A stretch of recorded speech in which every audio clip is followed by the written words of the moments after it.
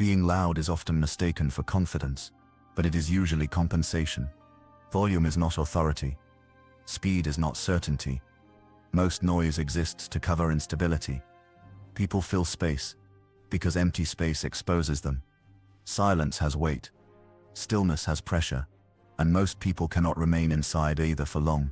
The raised voice, the exaggerated expression, the constant commentary, the nervous humor, the need to clarify intentions. These are not expressions of power. They are signals of a mind that cannot stay gathered. Modern confidence is taught as performance, project certainty, project dominance. But projection requires effort, and effort leaks. Japanese philosophy understood something older and far more dangerous. Power that must be displayed is already unstable. True authority does not announce itself. The samurai did not attempt to look fearless. He trained to remain whole. After the strike, after the clash, after the decisive movement, he did not relax into relief. He did not mentally leave the moment. He remained. This state was called Zanshin, the remaining mind. Not alertness fueled by fear, not tension waiting for danger, but awareness that does not collapse. When the moment appears to be over, Zanshin was the discipline of after. After action, after intensity, after effort. Most people disappear at this point. They finish the task, and their attention scatters. They speak, and immediately check for reaction. They act decisively, then rush to soften themselves. This is where identity fractures, because discipline was never embodied. It was borrowed. Borrowed from motivation, from pressure, from urgency, from fear of consequence. When the pressure lifts, so does their composure. Zanshin trains something else entirely. It trains the ability to stay, to remain present, even when nothing is demanding your attention. This is where power consolidates.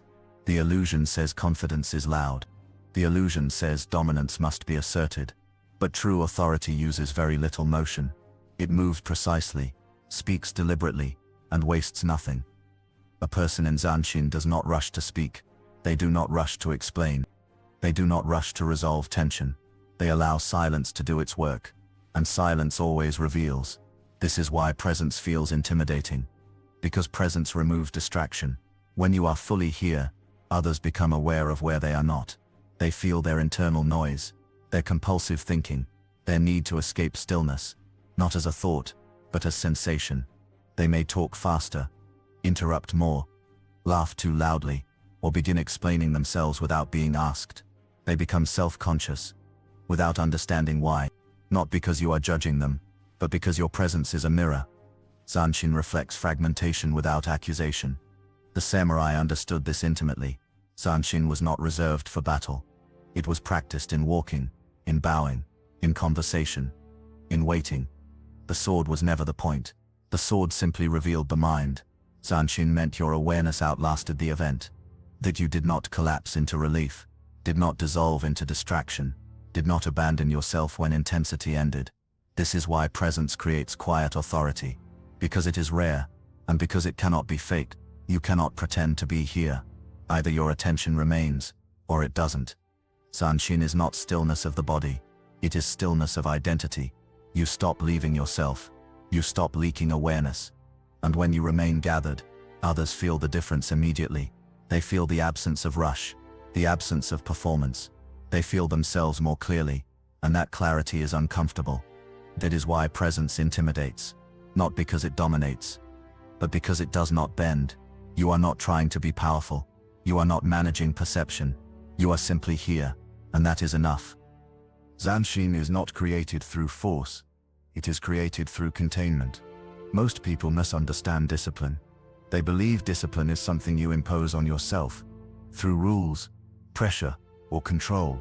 They build systems, habits, and schedules, and wonder why everything collapses the moment stress appears.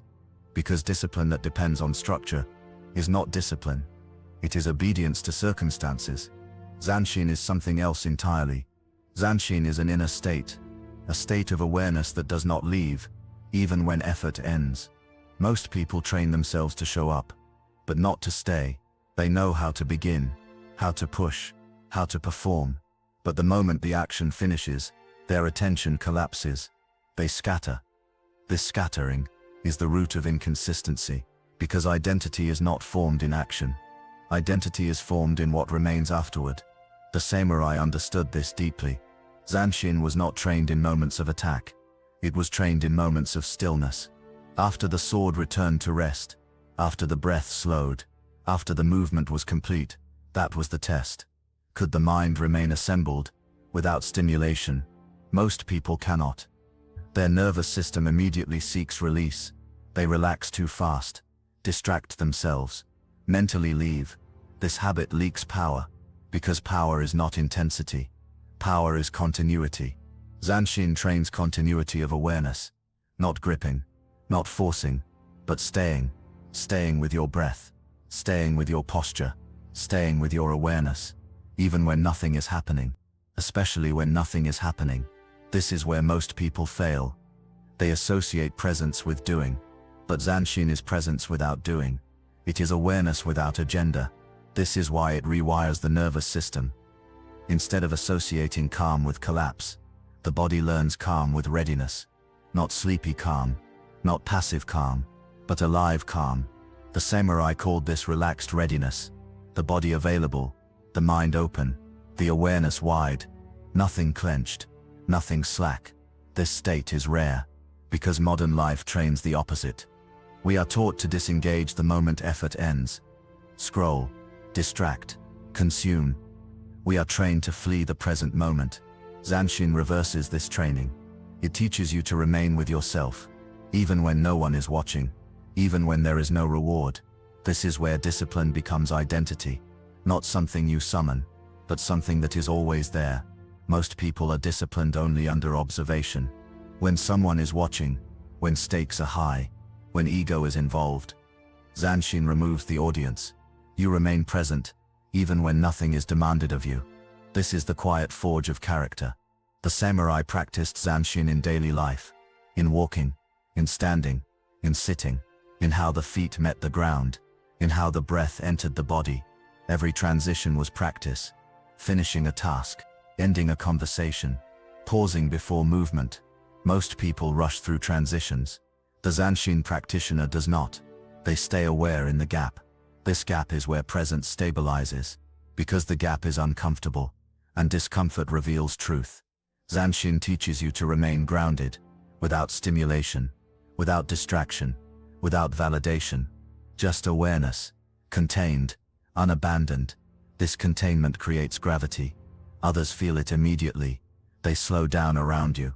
They become more deliberate, not because you assert control, but because your nervous system is coherent. Zanshin is coherence. Mind, body, attention, aligned. This coherence communicates without words. It says, nothing is leaking here. This is why Zanshin feels like authority. Not authority over others, but authority over yourself. And that is the only authority that lasts. Once this inner state stabilizes, everything else changes. Your movements become economical. Your words become precise. You stop reacting unnecessarily. You stop explaining yourself. You stop chasing discipline. Because discipline is no longer an effort. It is your default state. You remain present after the moment passes. And that is Zanshin. Zanshin is not invisible. It is simply unannounced. When someone has Zanshin, the room feels different before they say a word. Nothing dramatic changes. Nothing obvious shifts. And yet, everything reorganizes around them. This is the energy of presence. Not presence as attention-seeking, but presence as coherence. Most people enter a space fragmented. Their mind is somewhere else. Their body is restless. Their attention is divided. They bring noise with them. Not sound, but signal interference. Zanshin does the opposite. It brings still signal. When you remain fully present, your nervous system stabilizes the environment. Others feel it immediately. They slow down, or they speed up. They become more careful, or more defensive. Not because you are doing anything to them, but because presence removes camouflage. Zanshin does not confront, it reflects. This is why people become self-conscious around you. Your calm makes their urgency visible. Your stillness highlights their fidgeting.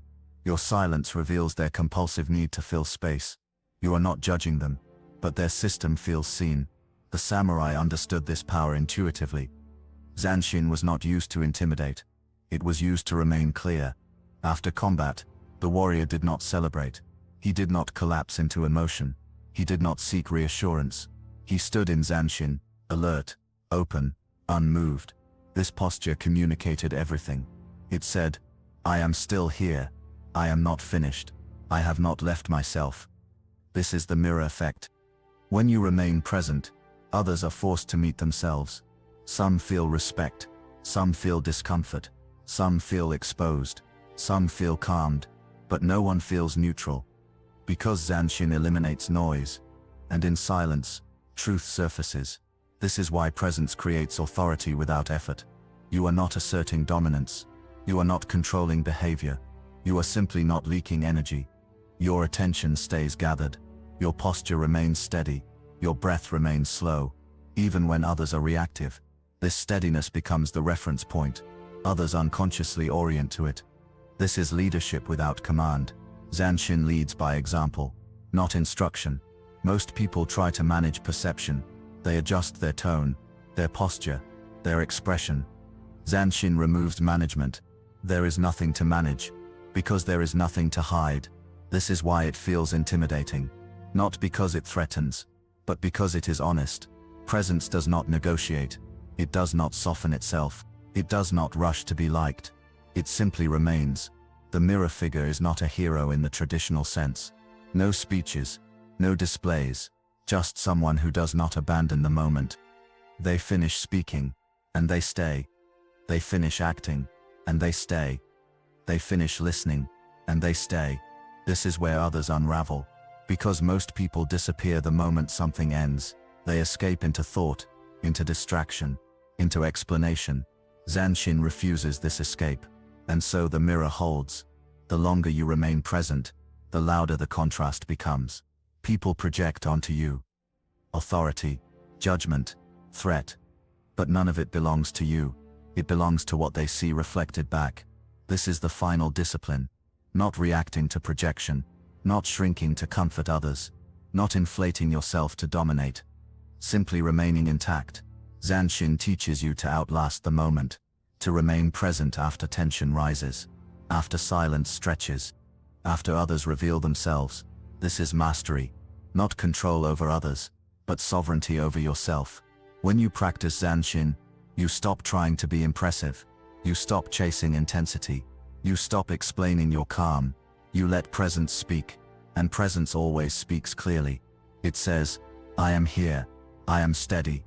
This is why people feel self-conscious, because presence cannot be argued with. It can only be met, or avoided. Zanshin is tested most, not in conflict, but in ambiguity, in moments where nothing is happening, yet everything is exposed. A pause in conversation, a held silence. Most people rush to escape these moments. They fill the space, adjust their posture, check reactions, reach for certainty. Zanshin does not rush. It allows the pause to stretch. This is where presence becomes unmistakable. Because the longer silence remains, the more fragmented systems reveal themselves. They shift, they fidget, they self-edit mid-thought. Not because you are pressuring them, but because they are meeting themselves. The mirror does not move, and that is what makes it powerful. Most people unconsciously seek regulation from others. They look for cues, permission, signals of safety. Zanshin withdraws those cues, not aggressively, not coldly, simply by remaining whole. When you do not rush to soothe, to explain, or to accommodate, others must regulate themselves. This is why Zanshin can feel confronting. It removes dependency. It restores responsibility. The samurai understood this dynamic clearly.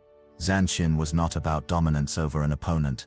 It was about not collapsing inward, not shrinking after intensity, not expanding after victory, remaining exactly the same, before, during, and after. This consistency is what others feel as authority, because identity is stable, not reactive, not performative, stable. Zanshin is the discipline of non-reaction, not suppression, but choice. You feel everything, yet you move only when movement is necessary. You speak only when words are required. You remain silent, not because you are withholding, but because nothing needs to be added. This is the final refinement. Presence without agenda. Awareness without manipulation.